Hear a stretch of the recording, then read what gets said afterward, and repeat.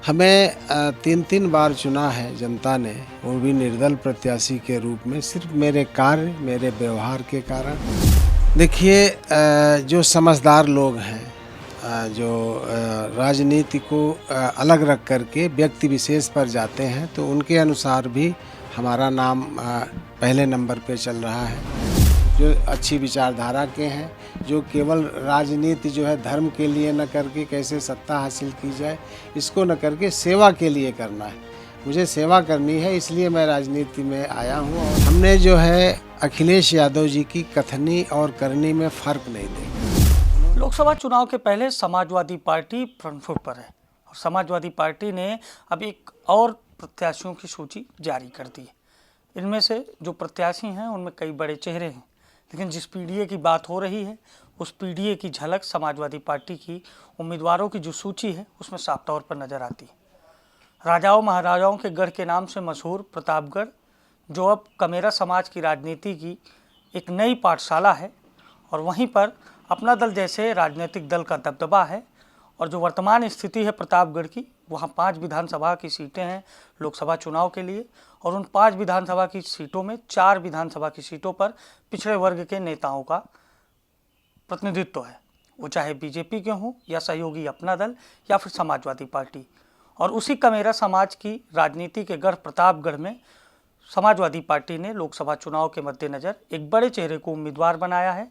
नाम है doctor SP Patel उर्फ शिवपाल सिंह पटेल, लखनऊ पब्लिक स्कूल के संस्थापक और उत्तर प्रदेश की राजनीति के एक ठीक ठाक साफ सुथरी छवि वाले कुर्मी चेहरे।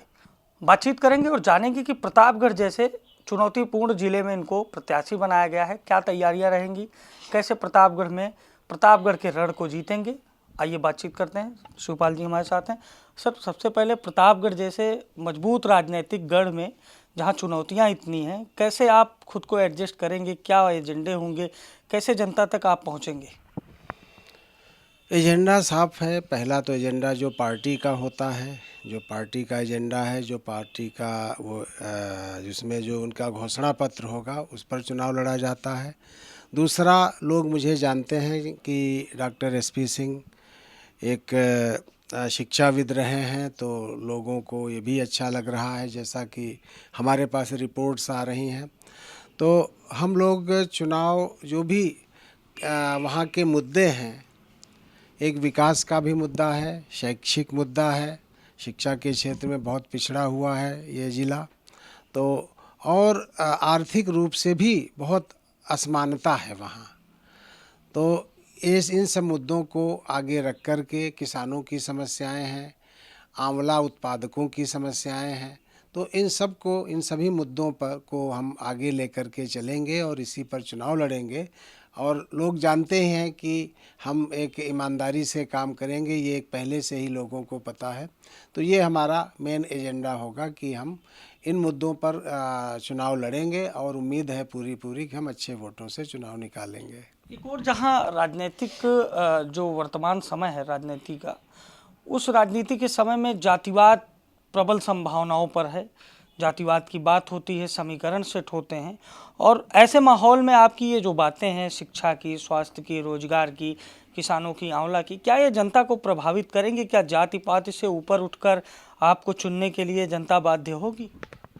हमें 3-3 बार चुना है जनता ने, वो भी निर्दल प्रत्याशी के रूप में, सिर्फ मेरे कार्य, मेरे व्यवहार के कारण।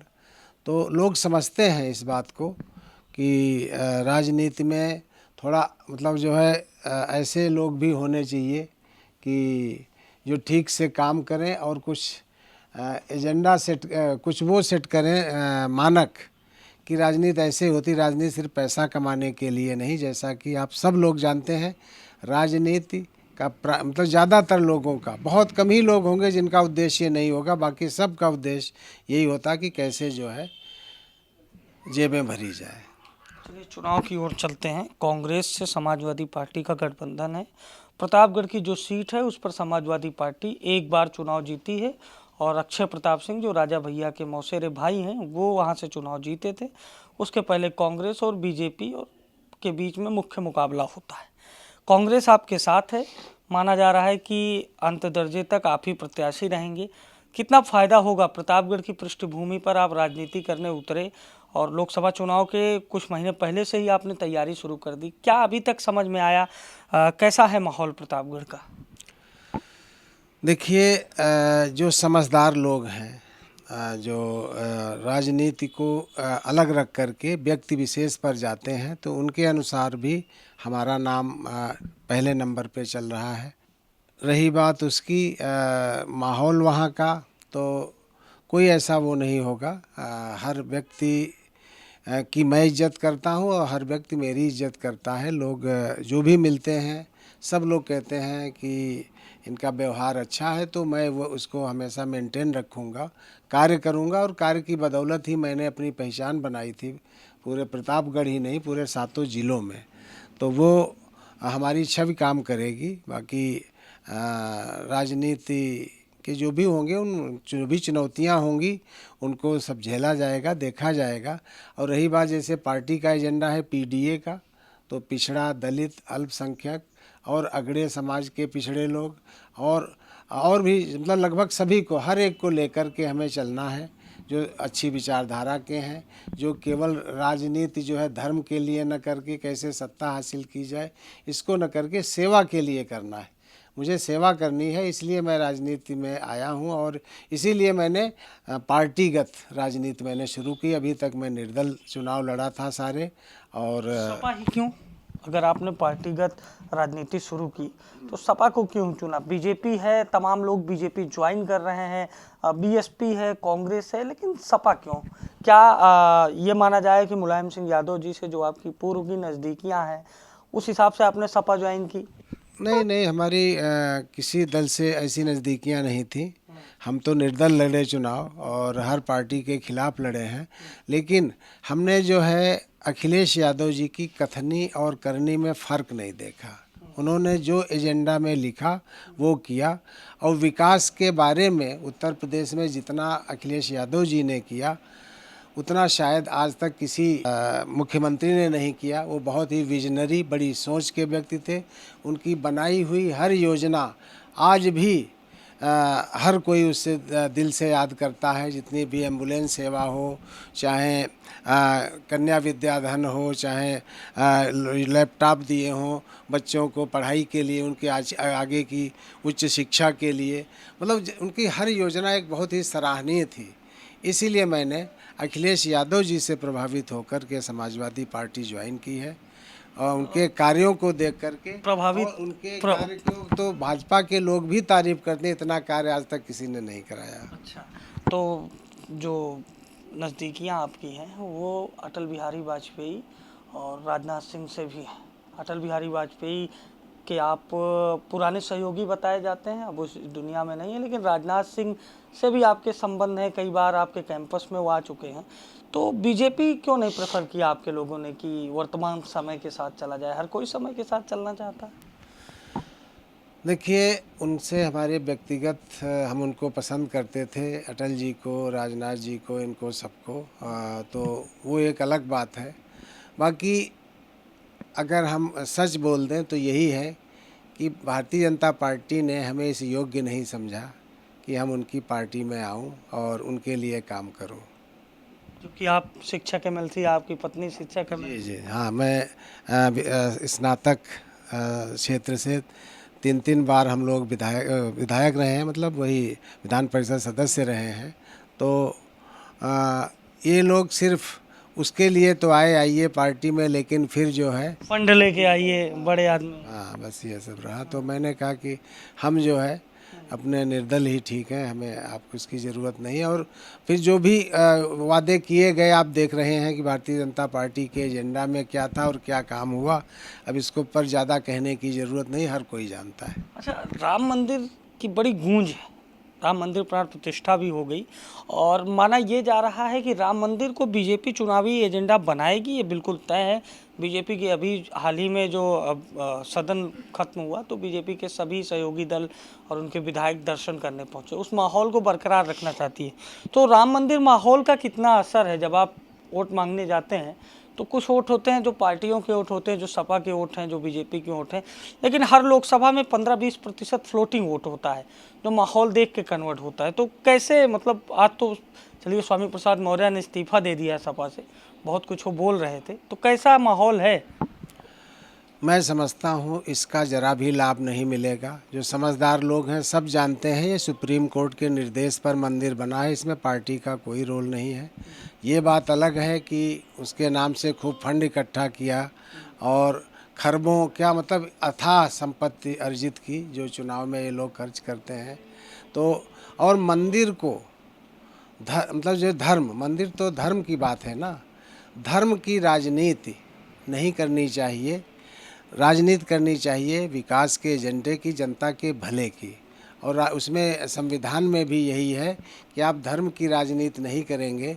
लेकिन आप जानते हो कि हर तरह से जैसा चाहते हैं अपने संविधान में ये लोग परिवर्तन कर लेते हैं, जिसको चाहते हैं हटा देते हैं। तो ये लोग धर्म की, राम मंदिर जो है उनकी धर्म की राजनीति है, लोग अच्छी तरह से समझते हैं।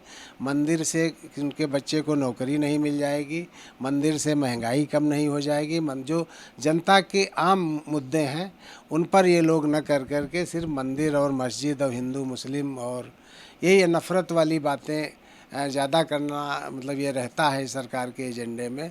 तो ये इसको जनता अब समझ चुकी है, अब इसका कोई इनको नहीं मिलेगा फल। अच्छा, दो सवाल आपसे लेंगे। एक सवाल तो है कि जैसे आप हरदोई के मूल रूप से रहने वाले हैं, लखनऊ में आपने कार्य विस्तार किया और एलपीएस की स्थापना की। आज एलपीएस के लगभग 15 ब्रांच है और हज़ारों संख्या में बच्चे पढ़ते हैं। लखनऊ आया प्रतापगढ़ आप जब पहुँचे तो प्रतापगढ़ की जो स्थानीय समाजवादी पार्टी है, क्या सामंजस्य बैठ पाया? खबरें हैं कि अभी आपको थोड़ा सा और सामंजस्य बिठाने की ज़रूरत है। जो वहाँ के स्थापित नेता हैं उनको ये बात नागवार गुजर रही है कि कोई बाहर के ज़िले का व्यक्ति हो, किसी भी पृष्ठभूमि का हो, वो आए और समाजवादी पार्टी उसे टिकट दे दे। इस चीज़ से, अंतरकला से भी बचने की तैयारी है। तो बाहरी तो वो होता है जो दूसरे प्रदेश का हो, और हम तो 18 साल विधायक रहे हैं, उसमें प्रतापगढ़ भी था, तो बाहरी कहाँ से हुए? दूसरे लोग। घर भी खरीद लिया है आपने कोई? हाँ, वही मैं कह रहा हूँ, मैंने घर भी ले लिया है, मैंने वहाँ पे अपना कार्यालय खोल लिया और वोटर लिस्ट में नाम यहाँ से कटवा के वहाँ करवा दिया है, प्रतापगढ़ में करा दिया है। तो कोई ये नहीं कह सकता है बाहरी हैं ये हैं। रही बात स्थानीय नेताओं की, तो बहुत से लोग होते हैं हर दल में टिकट मांगते हैं, वो करते हैं कि हमें मिल जाए, हमें मिल जाए। लेकिन अंत में आप भारतीय जनता पार्टी में भी देखो, उसमें भी बहुत से होते हैं दावेदार, और उसमें से कुछ चोरी छिपे उसके पीछे, मतलब वो भी करते हैं। उसने आपको भी फ़ोन किया होगा? तो हाँ, हमें भी किया, ऐसा नहीं है। तो ऐसा नहीं, हम सबको मना लेंगे और सब लोग लगभग अपने साथ हैं, पहले से ही आ चुके हैं। हमने सबको जो है आपस में सामंजस्य बिठा दिया है। तो पार्टी की तरफ से कहीं कोई वो नहीं है और हमें भरपूर सहयोग मिलेगा, ऐसा हम उम्मीद करते हैं। चलिए, एक आखिरी सवाल है। कुर्मी समाज से हैं आप, सीधी लाइन की बात है, राजनीति में खुल के कहना पड़ता है। कुर्मी समाज से हैं आप। टॉप 3 जो पॉपुलेशन है वोटर्स की प्रतापगढ़ की, ब्राह्मण, क्षत्रिय और कुर्मी, इनकी तादाद कहीं किसी विधानसभा में जिताऊ है, कहीं औसत दर्जे की है, लेकिन एक बड़ी तादाद, लगभग 4 लाख के करीब मतदाता है कुर्मी। और यादव और मुस्लिम आपका मूल वोट माना जाता है। तो वो कुर्मी, जिसे राजनीति में कमेरा समाज भी कहा जाता है, जब आप उसके बीच जाते हैं तो क्या वो डॉक्टर एसपी पटेल को डॉक्टर एसपी पटेल के रूप में स्वीकार कर रहा है? आपका जो समाज है, कुर्मी समाज के बारे में मैं आपसे जानूंगा, जिसकी एक बड़ी राजनीतिक पृष्ठभूमि है प्रतापगढ़, क्या वो आपको एक्सेप्ट करता है? हाँ, कुर्मी समाज भी काफ़ी अपने पहले से हमारे साथ था और अब भी है। जब मैं एमएलसी का चुनाव लड़ता था तो सारे ग्रेजुएट्स, सभी लोग मिलकर के, हालांकि सभी जातियों के लोग हमें सपोर्ट करते हैं। हम अपना समाज बेस होता है। वो भी है, वो भी हमारे पास, हमारे साथ है। मैक्सिमम लोग अपने साथी हैं, अपने साथी रहेंगे। तो प्रतापगढ़ का रण जीत रहे हैं आप?